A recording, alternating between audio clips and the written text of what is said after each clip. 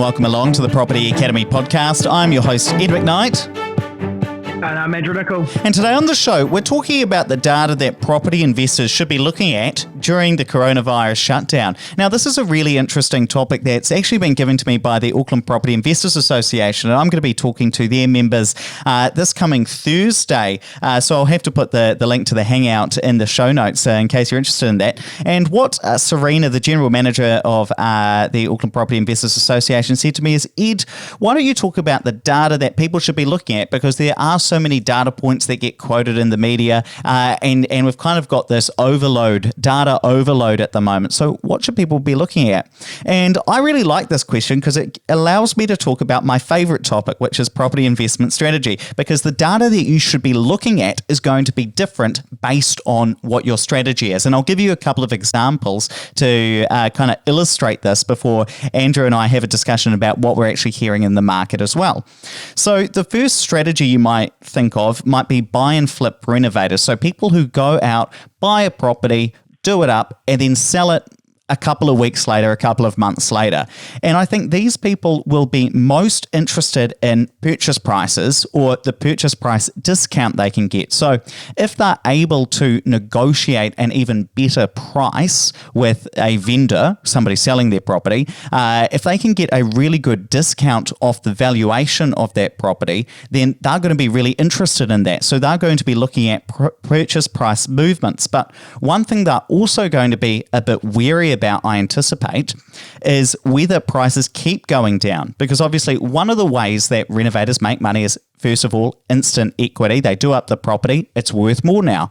But renovators also often will get the additional benefit that if they're working or operating in a hot market, then they can also get some quick capital gain because the market's gone up. Now, if the market's going the other way, even if they do the property up, add some extra equity or value to that property, if the market's depreciating and they try and sell on that market, then they can lose some of those gains that they have made from doing up the property. Now, that's one of the reasons why I think that renovators are going to be really looking at month-to-month price movements. Now, if I can just contrast that to long-term buy and hold investors, these people are going to be looking at slightly different data because a long-term investor really doesn't have to worry too much about what is happening within the data day to day because their investment horizon is over a 20-year period. So you can buy quite comfortably as a long-term buy and hold investor, and some people might wince when they hear this. But even if the price of the property goes down and then recovers 2 years later, a long-term investor is not really that worried about this. Why? Because their horizon is 20 years and they know over a 20-year period they're going to be okay. It's not like in the share market where you're potentially trying to buy and sell shares over a couple of day periods or a couple of weeks, which is the equivalent of what renovators are kind of doing. And then the other type of investment strategy that I just want to briefly talk about before we discuss what's happening out in the market are yield investors. So I think the biggest thing for yield investors, they're going to be considering median rents and also interest rates, because a yield investor, while of course you're interested in the purchase price of the property or the value of your property and the rent, that's what goes into gross yield. But a yield investor really cares about net yield. What's the cash I'm taking out of the property? And that's why they're going to be looking at interest rates really closely, because if an interest rate goes down, then it decreases an investor's expenses. That's going to increase the profitability of those properties. But they're also going to be looking at when they are going to refix their mortgages. Obviously, if the advertised interest rates are going down, but they're not able to refix, they're on a fixed term for another 6 months or so, that's not going to be much comfort to them. So they're going to be looking at four things really. First of all, rents, are they going up, down, or staying the same? Second of all, are their own tenants paying the rent? Obviously, it's pretty cold comfort to a yield investor if everybody else's tenants are paying their rent, but their ones are unfortunately defaulting. And then obviously interest rates as well. Are they going up, down, staying the same? And when are they able to take advantage of those lower interest rates? They might also be looking at break fees and things like that, but those are probably the primary metrics that these three different types of investors would actually be looking at in order to to determine how is their investment strategy going to work over the short to medium term. And actually, the one thing I'll just add as well to buy and flip investors or renovators is also their ability to get building materials out of the likes of placemakers and Mitre 10 and things like that. Obviously, those aren't classified as an essential service at the moment. And so even if people are out there renovating their own homes, renovating their investment properties, and I've seen some of my friends are taking this time during the lockdown in order to renovate investment properties, but they're unable to go out and get building materials because all of the suppliers are closed. Now, Andrew, just before we jumped online, we were talking about what's actually happening out in the market. While you're talking to investors about this sort of stuff, what are they saying? So I've had quite a few interesting conversations over the last few days, Ed, with clients who are existing clients of ours looking to build their portfolio, and also quite a few experienced investors that maybe have done one thing for a long time who are now thinking this next market might not be right for their initial strategy. So particularly around the renovation side of things. So I spoke to some people just before earlier on today, and they were talking about how their plan was to do some renovations to their existing rental properties and sell them off.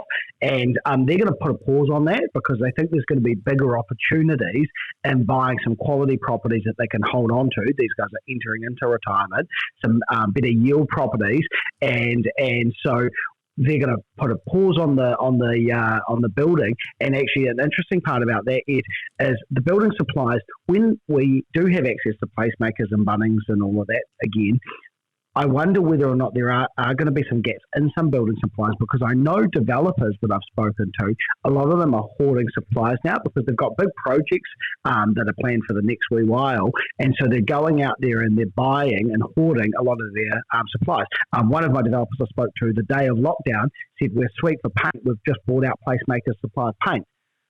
So that might mean that other people doing smaller projects that don't have as much grunt with placemakers might not get access to it. Now, I don't know. That was just kind of a general conversation that we had, but I wonder whether or not there will be a flow-on effect for that.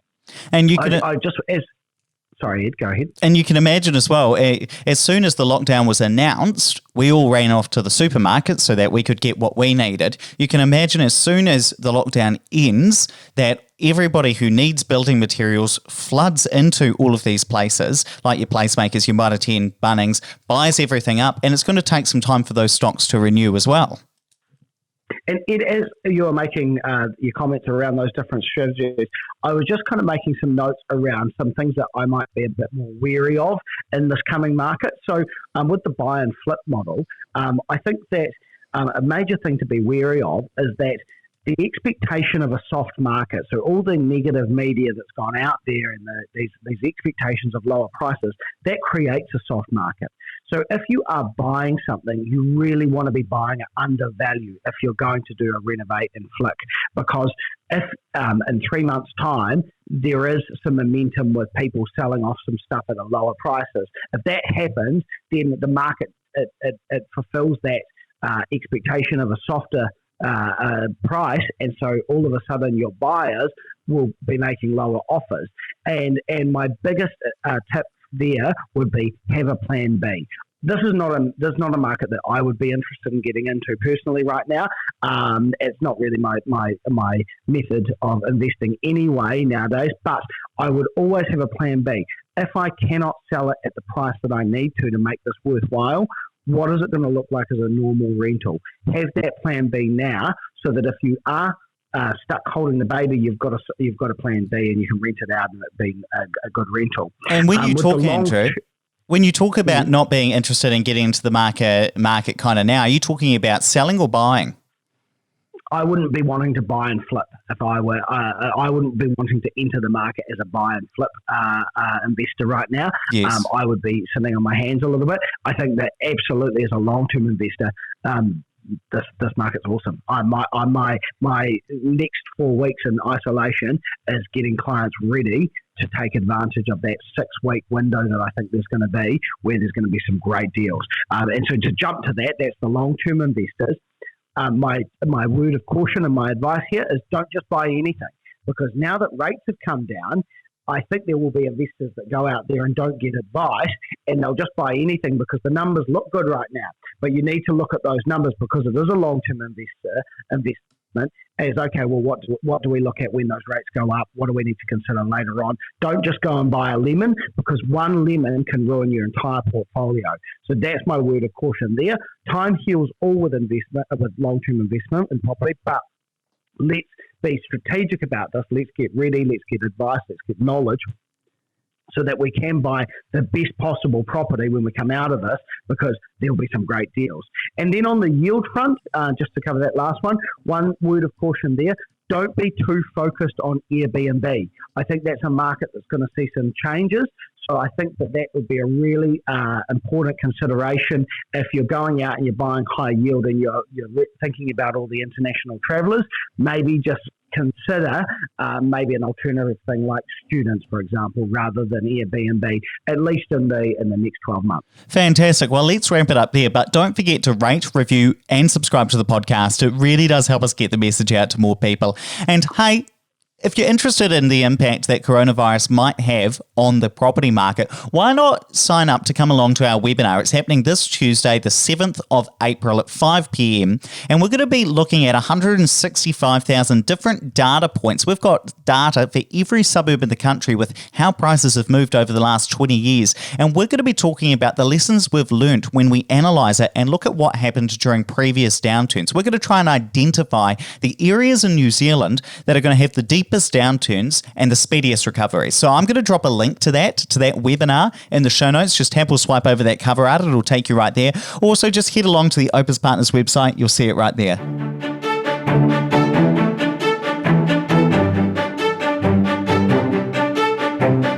Thanks for listening to the Property Academy podcast. I'm your host, Ed McKnight. And I'm Andrew Nicol. And we're going to be back again tomorrow with even more daily strategies, tactics and insights to help you get the most out of the New Zealand property market. Until next time.